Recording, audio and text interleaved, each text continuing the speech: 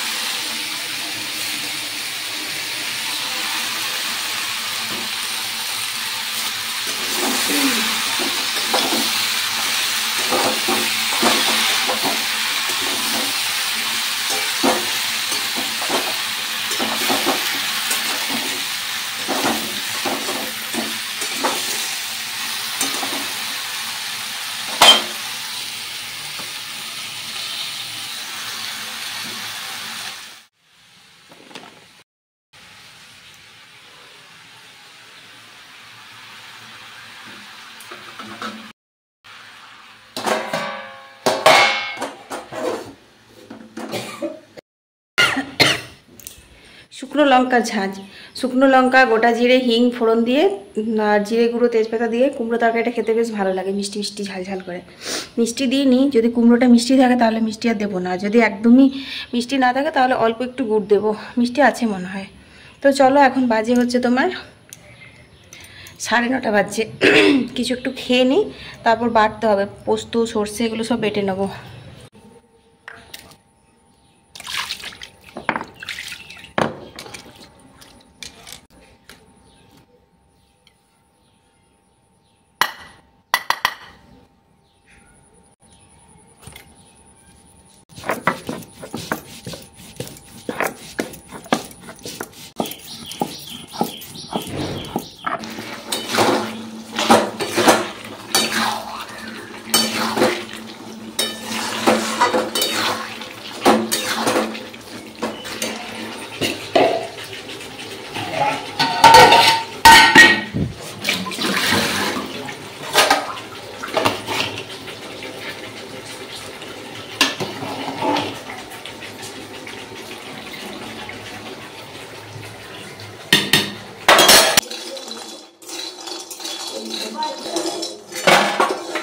কুমড়োর তরকারিটা খুব সুন্দর করে তারপর নামিয়ে আমি আজকে বড়ি পোস্ত করব।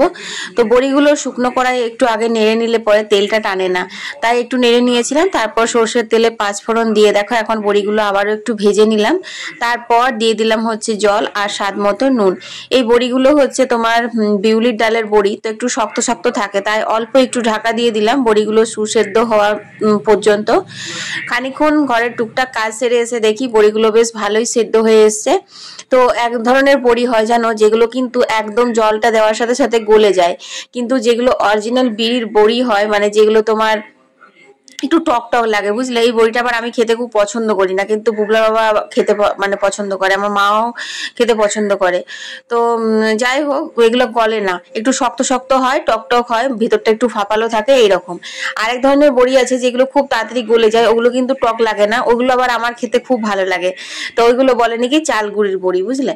তো ওই বড়িটারও কিন্তু বড়ি পোস্ত খেতে খুব ভালো হয়, আর এটারও ভালো হয়েছে। অনেক দিন পর জানো তো খুব মানে অন্যরকম রান্নাগুলো করছি। যেমন ধরো বিউলির ডালের বড়া করে টক করা, এটা অনেকদিন হয়নি।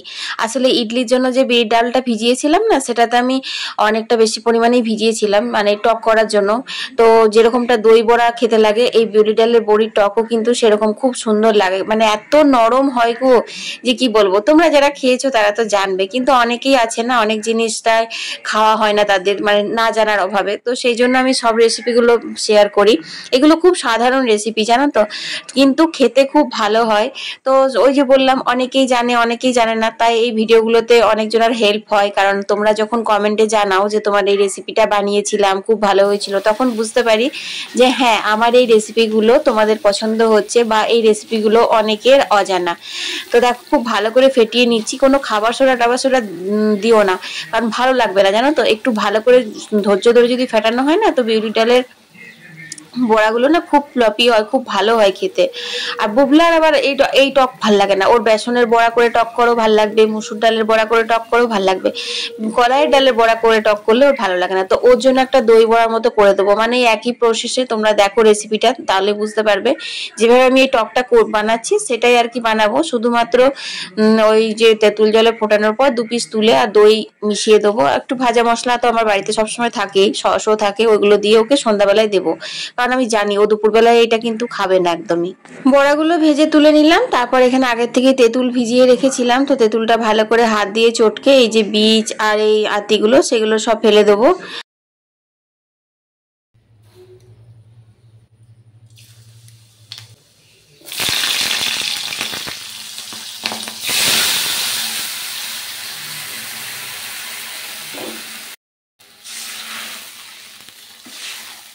বড়াগুলো ভেজে তুলে নিয়েছিলাম, সেই তেলে 5 ফোড়ন আর কাঁচা লঙ্কা দিলাম, তারপর তেঁতুলগুলা জল ঢেলে পরিমাণ মতন জল দিয়ে নুন দিয়ে দিলাম, ব্যাস আর কিছু না। হ্যাঁ একটু গুড়ের মিষ্টি দেওয়া যেতেই পারে, গুড়ের মিষ্টি দিলে কিন্তু খেতে খুব ভালো হয়, কিন্তু ওই যে আমার সুগার ফ্রি রান্না, তাই আমি আর কিছু মিষ্টি দিলাম না।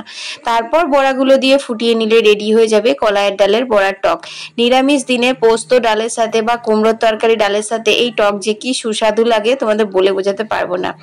তো দেখো এরপর কিন্তু আমি বুবলার জন্য 2টো বড়া তুলে নিয়েছিলাম, তারপর সর্ষে বাটাটা দিলাম। তো সর্ষে বাটা দেওয়ার আগে তুলে নিয়েছিলাম, কারণ ওকে বললাম আমি তোমাদের যে দই বড়ার মতো করে দেবো। তো সর্ষে বাটাটা দেবে, সর্ষে বাটাটা না দিলে পরে ঝাঁঝালো যে একটা ব্যাপার টকের সেটা আসবে না। ব্যাস এরবারে 1 ফুট ফুটালেই নামিয়ে নেবো।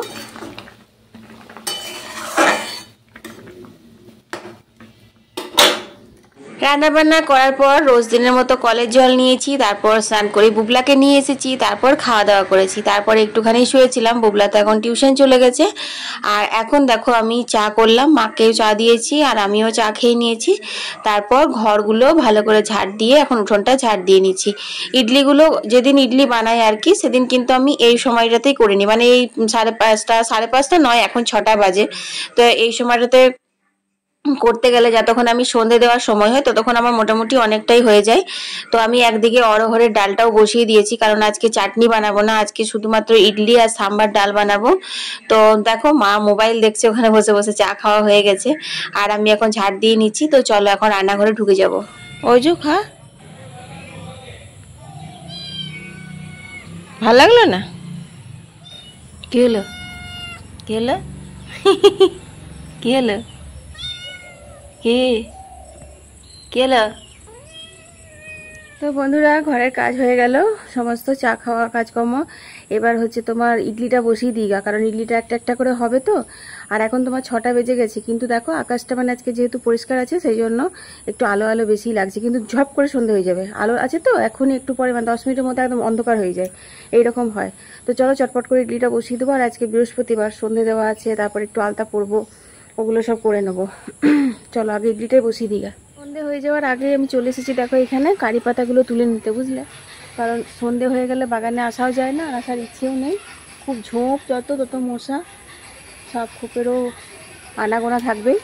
তো এই কটাই পারলাম, চলো আর লাগবে না। আজকে চাটনিটা তো হবে না, শুধু সাম্বার ডালটা হবে। ডালটাতে একটুখানি দিতে হবে খালি। কি বলছিস? কি মশা রে বাবা রে বাবা।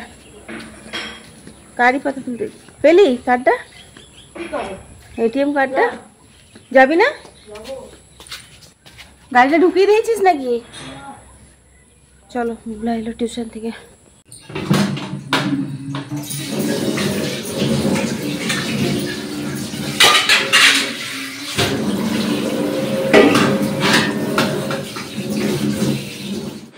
ইডলি মেকারটা ভালো করে ধুয়ে তারপর জলটা বসিয়ে দিয়েছি, আর অল্প একটু নুন দিয়েছি জলটাতে। তো নুনটার সাথে ইডলি টেস্টের কোনো সং নেই, ওটা দিয়েছি খালি বাসনটা যাতে কালো না হয়।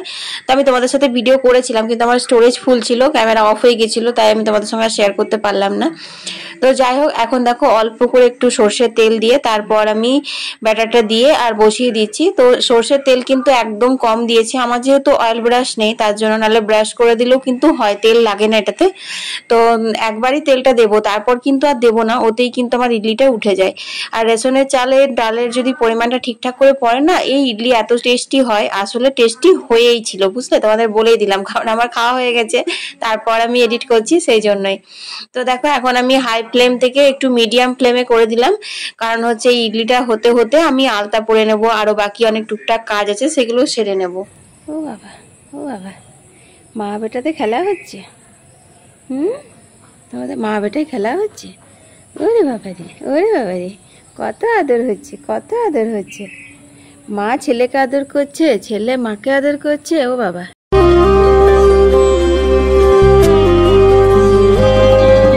কলা পাতা মোড়া ছায়ার উত্তর, উঠোনের কোণে ছড়ানো সুদূর। কলা পাতা মোড়া ছায়ার উত্তর, উঠোনের কোণে ছড়ানো সুদূর। এই মেঘ আসে সরে যায়, উঠোনের কোণে একা বসে ঠাই। কি দেখে পুণ্য, কি জানে পুকুর, পুতুল মেয়েটি সামনে মুকুর। কি জানে আধার, কি জানে আলো, দুটি পুতুলের সংসার কালো। কালো ছায়া আসে দেয়া চমকায়, পুণ্যি পুকুর একলা শুকায়। পুকুর, পুণ্যি পুকুর।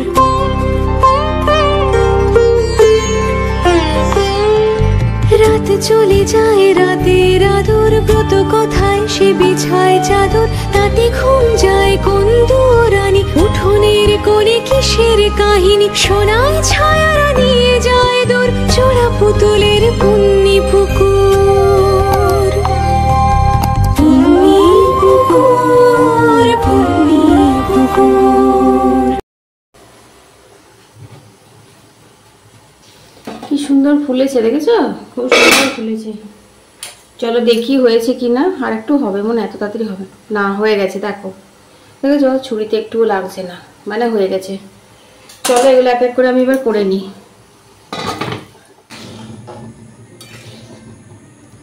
টক টক ঝাল ঝাল সাম্বার ডাল আমার রেডি।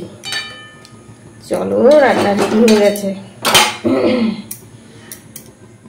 এইখানে ইডলিও রেডি, সমস্ত করলাম, তখনই সন্ধ্যে দিতেই হয়ে গেছিল। সাম্বারের ঝাঁজ, বুঝলে বন্ধুরা, আবার সেই বুঝলে বলে দিচ্ছি। মন্দিরা দিদিভাইয়ের ভিডিও দেখে দেখে আমিও বুঝলে বুঝলে করতে লেগে গেলাম। তো এখন বাজে হচ্ছে 9:10 মতো। চলো এখন একটুখানি ভিডিও এডিট করব। আজকে নেট ভরালাম, কালকে ভিডিওটা পরশু মঙ্গলবারের ভিডিওটা আপলোড করলাম আজকে, তোমরা কালকে দেখতে পাবে, মানে কালকে শুক্রবার দেখতে পাবে। তো প্রচুর ভিডিও জমা হয়ে গেছে, সেগুলো সব এডিট করে করে তোমাদের সঙ্গে শেয়ার করব। আর ওই 9:30 10টা নাগাদ খাওয়া দাওয়া করবো। এই তো, চলো আজকের ভিডিওটা এখানেই শেষ করে দিচ্ছি। সবাই ভালো থেকো, সুস্থ থেকো। কাল আবার একটা নতুন ভিডিও নিয়ে হাজির হয়ে যাবো। আমি অর্পিতা, তোমাদের অর্পিতা, টাটা। আর বেসিনে জমা হয়েছে এত বাসন, এগুলো সব মাজবো এখন, আমি সব বাসনগুলো মাজতে হবে।